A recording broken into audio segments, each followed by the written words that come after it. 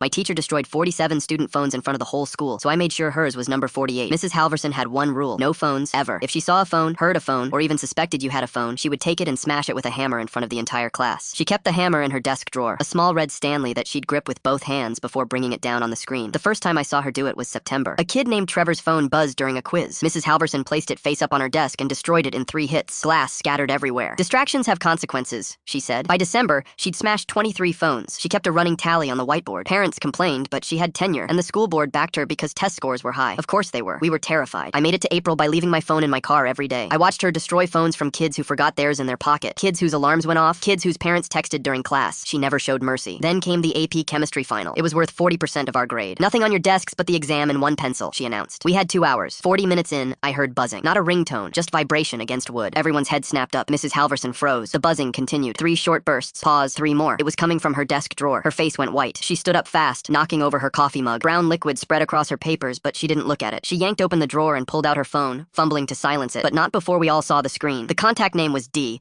and beneath it were 3 messages with explicit details and eggplant emojis. The room went silent except for coffee dripping onto the floor. Mrs. Halverson's hands shook as she tried to shove the phone back. That's when I raised my hand. Mrs. Halverson, yes? She wouldn't look at me. Your phone went off during an exam. I'm aware of that, but you always say distractions have consequences. She finally looked up. Her face had gone from white to red. This is different. How? I asked. Because you're the teacher? Watch your tone. I just want to understand the rule. Is it no phones for students or no phones for everyone? The other students were watching now. This conversation is over. Everyone back to your exams. But you made Trevor stand there while you smashed his phone, a girl named Lily said. His mom texted about his grandmother being in the hospital. That's different, Mrs. Halverson snapped. How? 3 people said at once. Mrs. Halverson grabbed her empty coffee mug and took a long drink from it. My phone will be put away. Now get back to work. But I wasn't done. You always say the punishment has to be public, so we learn from mistakes. I stood up. If the rule applies to everyone, shouldn't you follow your own system? The color drained from her face. Sit down right now. You've destroyed 47 phones this year. You put them on your desk, get the hammer, and break them in front of everyone. You said that's the only way we learn accountability. Her voice dropped to a whisper. If you don't sit down, you'll fail this exam. Probably, I agreed. But everyone here deserves to see you follow the same rules. I walked to her desk and held out my hand. So, let's have it. She stared at me. The entire class held their breath. Mrs. Halverson's hand slowly reached for the drawer. She pulled out her phone and placed it in my palm. Her hands were trembling. I walked to her desk, set the phone face up just like she always did, and picked up the red Stanley hammer. Distractions have consequences, I said. Then I brought the hammer down. The screen spiderwebbed on the first hit. Messages from D were still visible through the cracks. I hit it twice more until glass scattered across her desk,